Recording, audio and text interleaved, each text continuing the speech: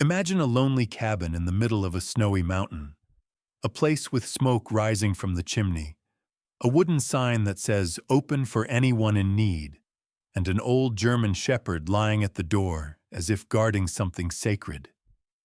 Inside, the walls are covered with objects left behind by strangers who were once rescued there. A soldier's badge, a tiny baby glove, a map covered in handwritten notes, a silver ring, a broken compass. None of these items were bought. They were all traded for one thing: a second chance at life. And the strange part is, the man who built this cabin never knew how many lives he saved. And the dog who kept watch even after his owner died never knew he had become a legend. People didn't come here for adventure. They arrived frozen, exhausted, heartbroken, ready to give up. Yet somehow, every one of them walked out alive. If a place like this really exists, what does that say about kindness, faith, and the quiet miracles God hides in the world?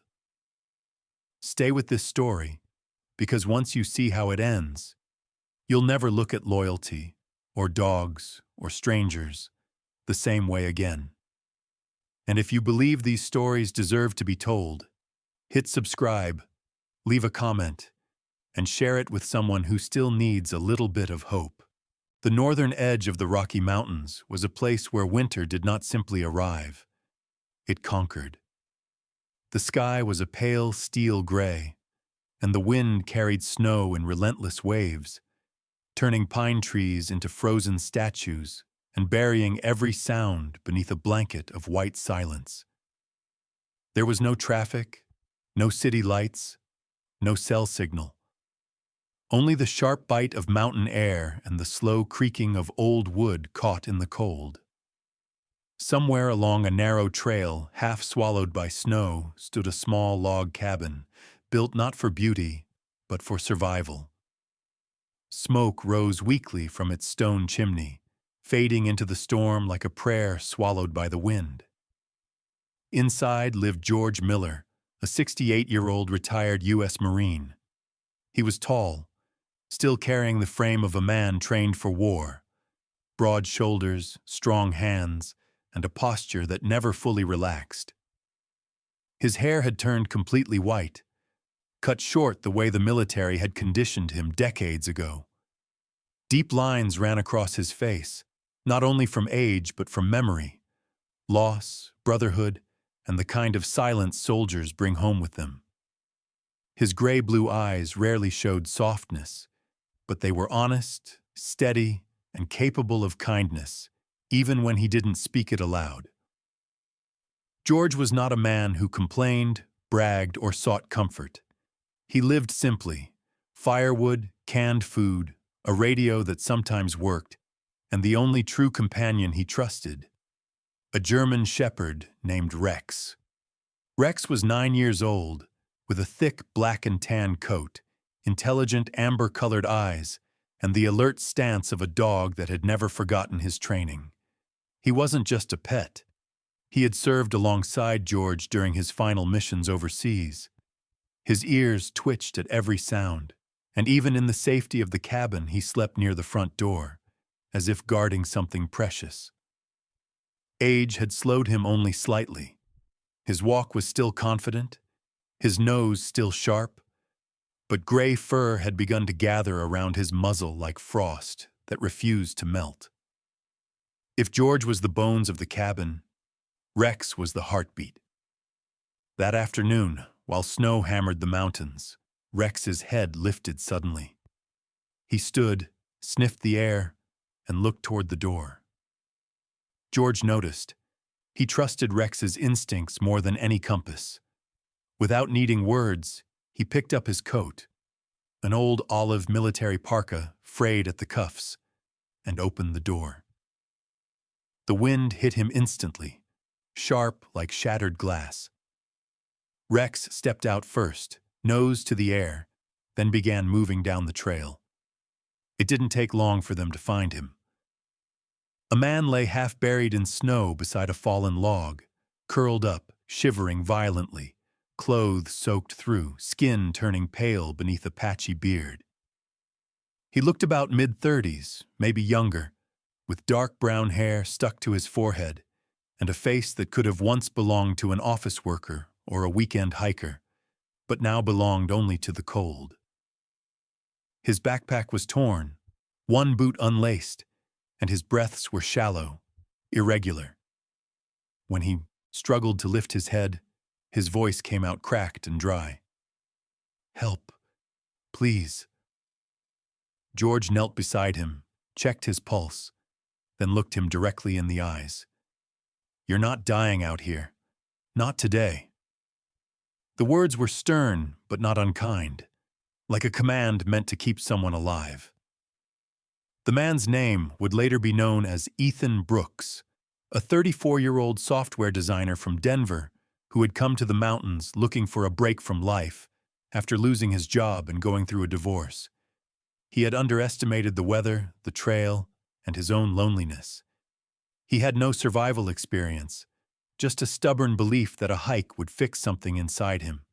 It almost killed him instead. George lifted Ethan over his shoulders with the strength of a man used to carrying wounded bodies.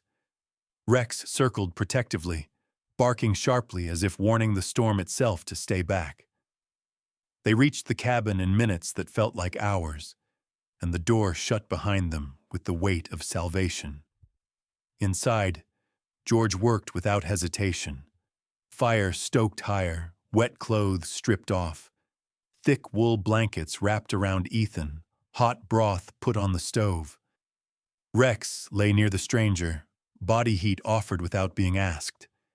Ethan's shaking slowly faded, replaced by confusion, then disbelief, then something like relief. George didn't ask for explanations, names, or thanks. He simply said, "Eat, sleep. The storm won't let you leave anyway." Only later, when Ethan's voice returned, did he manage to whisper, "You saved my life." George shrugged as if such a thing were ordinary. Storm saved nothing. People save people. That's the rule. Rex nudged Ethan's hand, tail wagging slowly, and for the first time since his divorce, since the collapse of everything he thought defined him, Ethan felt something warm in his chest that wasn't fear. He stayed one night, then two. By the morning of the third day, the storm had cleared, and the world outside glistened under sunlight like a quiet cathedral of snow. Before leaving, Ethan stood in front of George, not sure how to express gratitude to a man who treated saving a life like replacing a broken chair. "Is there anything I can do for you?" he asked. George shook his head. "Just live. Some don't get the chance." Ethan hesitated, then looked down at Rex. The dog stared back, head tilted, eyes gentle but knowing. Ethan felt something shift then, something he didn't yet understand, something that would follow him for years. He left the cabin and never forgot it. George didn't watch people leave. He just went back inside, put another piece of wood in the fire, and scratched Rex behind the ears. "That's one more, boy," he said softly. Rex lifted his head, tail tapping the floor twice like he understood. Outside, the mountains waited. Inside, the cabin remained what it had always been. Not a home, not yet a legend, just a quiet place where one man and one dog did good without needing anyone to notice. But fate had already begun writing the rest. The mountains did not change, but time did. The cabin that once held the quiet rhythm of George Miller's days now stood in a deeper kind of silence. Years had passed since that winter when he saved Ethan Brooks, and the seasons had worn the roof, thinned the wooden steps, and faded the paint around the window frames. What time could not erase, however, was the presence of Rex, now a much older German shepherd, his coat grayer, his movements slower, but his loyalty untouched. He still lay every morning on the porch, chin resting against the wood, eyes always turned toward the path that led into the trees, as if waiting for footsteps that would never return. George had died peacefully one autumn night, sitting in his wooden chair by the fire, a half-carved piece of driftwood in his hands. Rex had been the one to alert the nearest ranger station. How long he stayed beside the body no one could measure. But when they buried George at the foot of the tallest pine behind the cabin, Rex refused to leave the property. He slept beside the grave for weeks until hunger forced him to return to the porch. The world kept moving, but the cabin and the dog remained fixed in place, like a memory refusing to fade. It was late spring when Ethan Brooks finally returned. Now in his late 30s, he looked different from the man who once nearly froze in the snow. His beard was trimmed, his hair shorter, and there was a steadiness in him that came from surviving things colder than winter. Unemployment, loneliness, and the guilt of leaving gratitude unpaid. He stood in front of the cabin, feeling the weight of silence, and then he saw Rex. The dog recognized him only after a long, blinking moment, then stood, walked slowly toward him, and pressed his head against Ethan's leg. Rex did not wag his tail with the joy of a young dog, but with the tenderness of a soldier seeing an old brother return. Ethan knelt and whispered, "I'm sorry I took so long." The mountains answered with wind. Over the next weeks, Ethan repaired what time had weakened. He replaced broken shingles, rebuilt the firewood shed, oiled the hinges, patched the roof, and scrubbed the stone fireplace until it burned clean again. He worked quietly, as if trying to honor the man who once saved his life without asking for anything in return. But it wasn't enough. Not until he stood before the cabin and made the decision that would change everything. He carved a wooden sign by hand, letters deep and unmistakable. "Open for anyone in need. No questions asked." He hung it on the front door, not as a decoration, but as a promise. Rex watched him, tail flicking with approval, as if the dog understood the torch had been passed. The first person to arrive was a woman named Sarah Whitman, around 40 years old, wandering with a torn backpack and the exhausted expression of someone carrying more than physical weight. Sarah was tall but slightly hunched, with long, dark blonde hair pulled into a loose braid, sunburned cheeks, and eyes that looked like they had forgotten how to trust. Her clothes were practical, not the outfit of a tourist, but of someone who'd been walking for days. She hesitated at the porch, unsure if she was trespassing, until Ethan opened the door. "You look tired," he said simply. "Come in. The place is meant for people like you." She didn't smile, but she nodded, and Rex moved aside so she could enter. Inside, while warming her hands by the fire, Sarah revealed little, speaking in short, guarded sentences. She said she was between places, that she just needed a night indoors. She never explained what she was running from, and Ethan did not ask. It was the first unwritten rule of the cabin. Before she left the next morning, Sarah placed a small silver ring on the shelf beside the fireplace. Thin, scratched, but engraved on the inside with the initials LW. "For the house," she said quietly. "For whoever needs it next."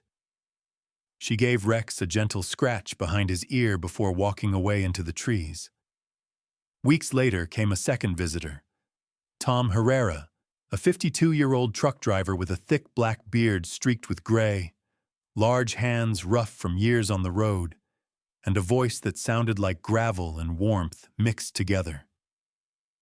His truck had slid off an icy road, and he had walked 3 miles through the cold until he saw the sign on the door. Unlike Sarah, he talked freely, about the road, about life, about how sometimes a man just needed a place where nobody asked him why he looked tired. Before leaving, he placed a small portable radio on the same shelf.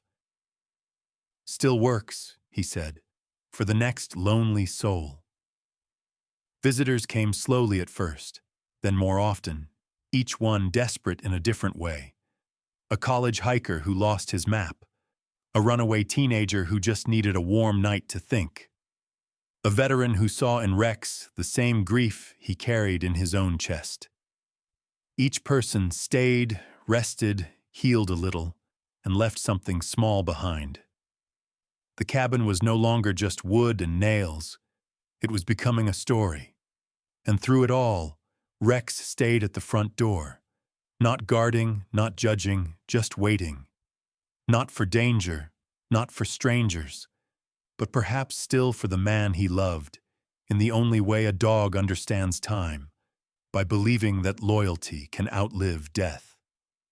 The house was still empty of its original owner, but now its door was open, its fire alive, and its purpose reborn. The shelf beside the fireplace, once empty except for a few pieces of driftwood George had carved, was no longer bare. Over time it had become a growing museum of gratitude. Small objects left behind not because they were valuable, but because they meant something to the person who survived a night in the cabin. Each thing held a story, sometimes whispered, sometimes never spoken aloud, but all of them connected by the same quiet miracle.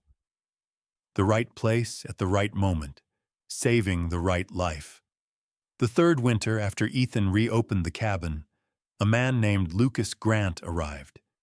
He was in his late 40s, tall but slightly hunched, with sharp cheekbones and a jaw covered in uneven stubble, as if shaving had stopped mattering months ago.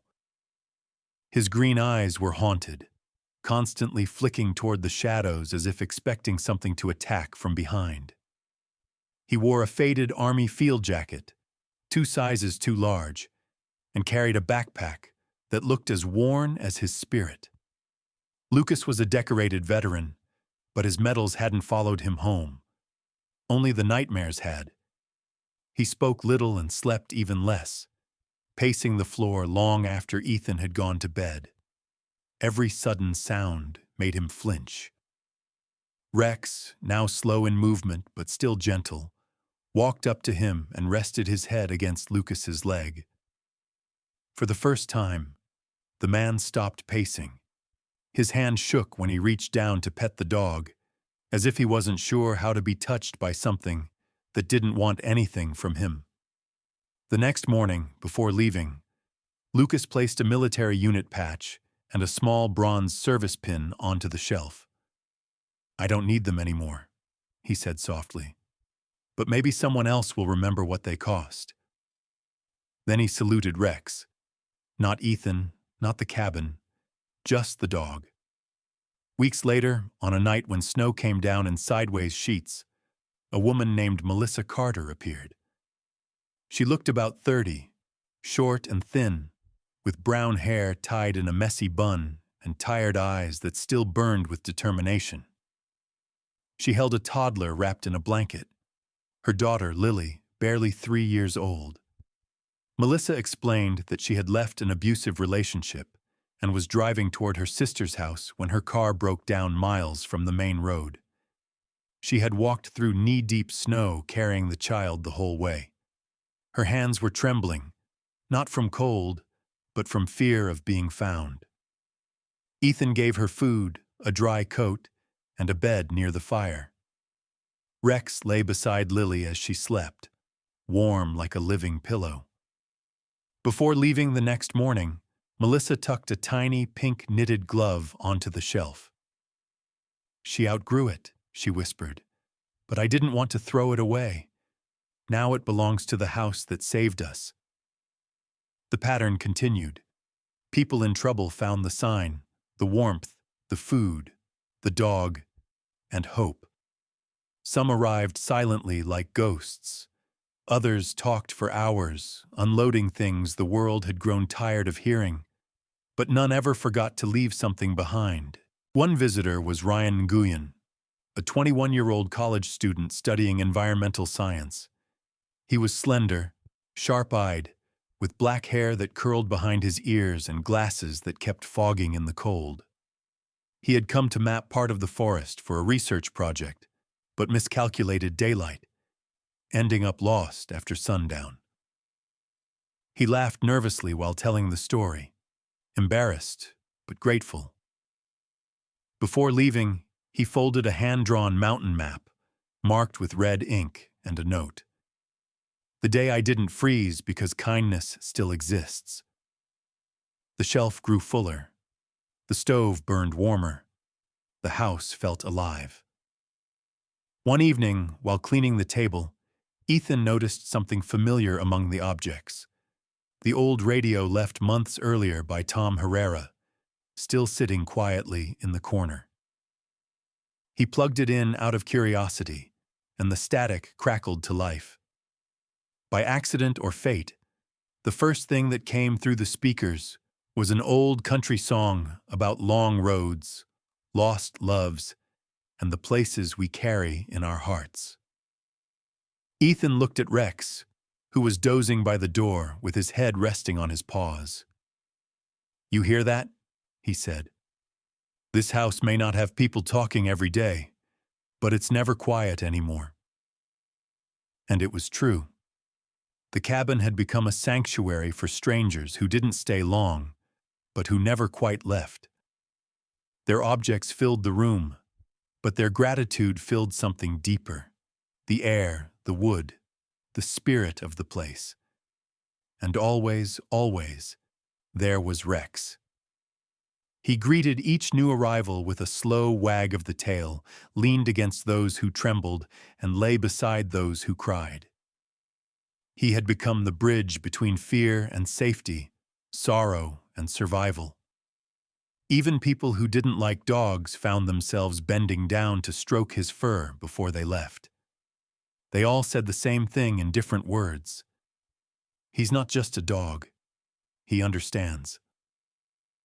And maybe he did. Maybe that was why every person who walked away looked back at least once. Not at the cabin, not at Ethan, but at the old German shepherd watching from the porch like a quiet guardian of second chances. The house was no longer just a shelter. It was a growing monument built from small objects, silent gratitude, and the steady loyalty of a dog who had already saved more people than his owner ever lived to see. Winter returned to the mountains the way age returns to the body, slow at first, then all at once. The wind grew sharper, the forest quieter, and the snow fell in deeper waves than the years before. Inside the cabin, the shelf of keepsakes had grown so full that Ethan had built a second one, then a third. But the heart of the place was no longer the fire or the food or the wooden sign. It was the old German shepherd who still lay on the porch every morning, even when his legs shook from the effort of standing. Rex was now almost 14. His fur, once thick and strong, had faded into a grayer, thinner coat. His eyes had become cloudy, turning the world into soft shapes and familiar smells. He walked slower, rested longer, and sometimes forgot to finish his meal unless Ethan sat beside him. But as long as the door opened and strangers stepped onto the porch, Rex lifted his head, tail tapping once or twice, greeting them like a tired but loyal gatekeeper of all the stories this house had gathered. Because Rex could no longer climb the porch steps easily, people began carrying him instead. The first to do it was Tom Herrera, who returned after nearly 2 years on the road. His beard was longer now, flecked with more gray, and he carried a softness in his voice that hadn't been there before. He lifted Rex gently in his arms, whispering, "Still on duty, old man." Rex licked his hand in response. Tom stayed 3 nights, chopping firewood and reinforcing the window frames before leaving again, promising to return before the mountain forgets my name. Then came Sarah Whitman, the woman with the guarded eyes and the silver ring she once left behind. She had changed, too. Her hair now cut short, her posture straighter, her voice steady instead of strained. She sat with Rex every evening, brushing his fur slowly, talking to him the way people talk to someone who already knows the truth. "You saved me when I was running from a life," she said softly. "Now I'm running toward one." Before she left, she placed a thick wool blanket near Rex's bed and kissed him on the top of his head. Even the student, Ryan Nguyen, now older with a fuller beard and confident smile, returned to see the dog who once watched over him while he slept. He stayed only one night, but spent most of it sketching the cabin and Rex beside the fire, saying he wanted the world to remember what kindness looks like when it grows old but doesn't stop. But it wasn't until the blizzard came that Rex's final chapter began. The storm arrived without warning. Snowfall so heavy it turned the world white in every direction, erasing the horizon, the trail, the sky itself. Ethan had stocked food and wood for a week, but even he looked uneasy when the windows began shaking under the weight of the wind. Just before nightfall, there was a knock. 3 sharp, desperate hits against the door. Outside stood 4 hikers, half frozen, soaked to the bone, their faces raw, from windburn. They were young, maybe mid-20s, 2 men and 2 women, all wearing bright technical jackets, but carrying the look of people who had learned their gear wasn't stronger than the storm. One of the men, Caleb, tall and broad-shouldered with short red hair and freckles, had his arm around one of the women, Jenna, whose lips were turning blue. The other 2, Maya, small and dark-haired with quick eyes, and Eli, skinny, pale, and shaking, were carrying a pack that looked far too heavy for them. When they stepped inside and saw the fireplace, the blankets, the shelves full of objects, their relief almost knocked them over. But all of them fell silent when they noticed Rex lying near the hearth, breathing slowly, eyes dim but still alert. Ethan explained, "He's old now, but he's the reason all this exists." The hikers ate, thawed out, slept, then woke only when Rex whimpered in his sleep. They gathered around him, instinctively forming a circle the same way people do around things that matter. Jenna reached out first, resting her hand on his fur. Caleb took off his winter hat and placed it near Rex's paws, as if showing respect. Maya whispered that she had never seen a dog who looked more like a soul than an animal. And Eli, who had barely spoken since arriving, said quietly, "He's been waiting for someone. Maybe now he finally knows who." That night, while the storm howled outside, the cabin glowed with quiet human warmth. The fire crackled, snow piled against the walls, and Rex lifted his head one final time. What he saw, or sensed, was not 4 hikers, not Ethan, not the shelves of memories. He saw the proof that the life he lived beside George was not small, not forgotten, not wasted.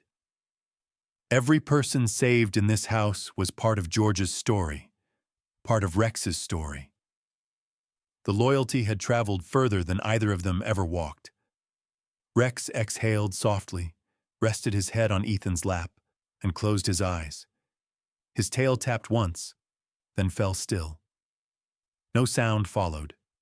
No bark, no cry, just quiet, like a candle that had spent its whole flame and was finally allowed to rest. Outside, the storm raged on. Inside, the storm had finally ended. The storm passed, but the silence that followed felt heavier than snow. The morning sun revealed a world washed clean, but inside the cabin, something was missing. Something that had been there since the first night Ethan was saved. Rex's bed remained beside the hearth, neatly arranged, as if waiting for him to return from a long nap. But everyone in the house knew the truth. The guardian of the porch was gone. Ethan buried Rex on the hill behind the cabin, beside the grave of George Miller. The ground was frozen, but the work felt necessary, almost sacred. Tom Herrera dug the hole with steady swings of a shovel. Sarah brushed the snow from George's headstone. Ryan placed branches in a circle like a quiet wreath. The 4 hikers who had been trapped during the storm stood in a respectful line, hats off, eyes lowered. No one spoke until Ethan placed a smooth wooden plank at the head of the grave and carved the words slowly, every letter a farewell. Loyal in life, loyal beyond. When the last handful of snow was brushed away, Ethan rested his palm on the grave and whispered, "You were the last piece of him I had left. Now you're finally home." From that day on, the cabin changed.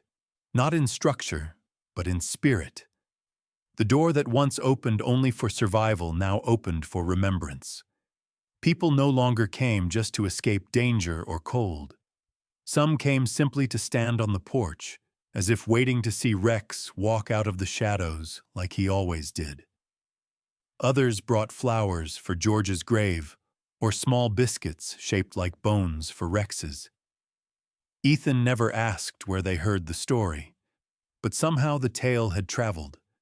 Through word of mouth, through hikers, through letters left on the shelf, through lives that had been saved and refused to forget. The cabin was no longer a secret. It was a destination. One summer afternoon, a family arrived. Not desperate, just curious. The father, Michael Owens, was a tall man in his 40s with a square jaw, dark hair beginning to gray, and the steady movements of someone who had spent years managing people rather than weather. His wife, Emily, slimmer, with soft brown hair and warm eyes, walked slowly, taking in every detail like she was trying to memorize it. But it was their daughter, Chloe, a girl of about 7 with curly blonde hair and freckles across her nose, who wandered first into the main room. She looked up at the wall where Ethan had hung a photo of George and Rex, one taken years before, with Rex still strong and watchful, and George sitting behind him, carving wood. Chloe tugged on Ethan's sleeve. "Who was he?" she asked, pointing at the dog in the picture. Ethan smiled, not the sad smile he used at the funeral, but the kind that comes from holding something warm in both hands. "He was the dog who never stopped waiting," he said. "He waited for his owner long after the world moved on. And because he waited, this house still saves people." Chloe stared at the picture a moment longer, then nodded slowly, as if she understood something adults rarely do. Emily placed a small bouquet of wildflowers beneath the frame. Michael left a polished compass on the shelf. "For the next soul who loses direction," he said. The objects kept coming. A student left a book of poems. A biker left a patched leather glove. A newlywed couple left a wedding ribbon with both their names written on it. No one was asked to leave something. They just did. As if the house pulled gratitude out of them, the way the fire pulled warmth from wood. Ethan added a guest journal to the table. Nothing fancy, just a notebook with the same message written on the first page that hung outside the door. "Open for anyone in need." No questions asked. The journal filled slowly, not with signatures, but with confessions, forgivenesses, thanks, and promises. Some wrote paragraphs, some wrote 3 words, some only drew pictures of a dog. Years passed. Ethan grew older, but not lonely. The cabin was no longer a place where people vanished into snowstorms. It had become a place people returned to, the way they returned to childhood homes or grave sites, or the one quiet spot in the world that made them feel human again. On the anniversary of Rex's passing, Ethan walked to the graves and sat between the 2 mounds. The pine trees swayed gently.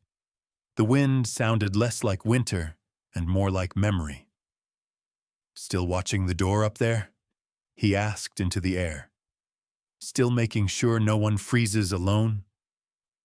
A breeze lifted the snow from Rex's headstone and carried it like dust into sunlight. Ethan took that as a yes, because some legacies are not written in stone, or money, or newspapers. Some are written in kindness.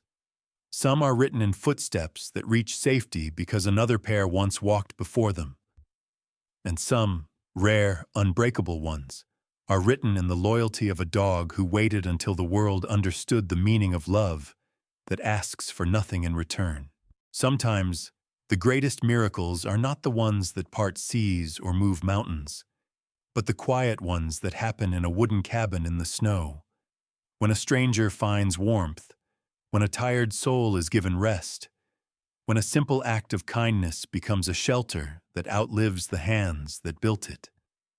George never knew how many lives he saved. Rex never asked to be remembered. Yet God saw every silent act of love, every life pulled back from the edge, every tear turned into hope. Because the kindness we give never dies. It just keeps traveling from heart to heart, like a light passed through generations. And maybe that is the real miracle. Not that one man and one dog saved so many lives, but that love, when freely given, never ends. It keeps saving someone else, somewhere else, long after we are gone. So if this story touched you, even just a little, share it with someone who still believes in goodness. Leave a comment and tell us what this story reminded you of. Subscribe so we can keep telling stories that keep hope alive. And may God bless you, protect you, and guide you, the same way He guided every soul who ever found their way to that little cabin on the mountain. Amen.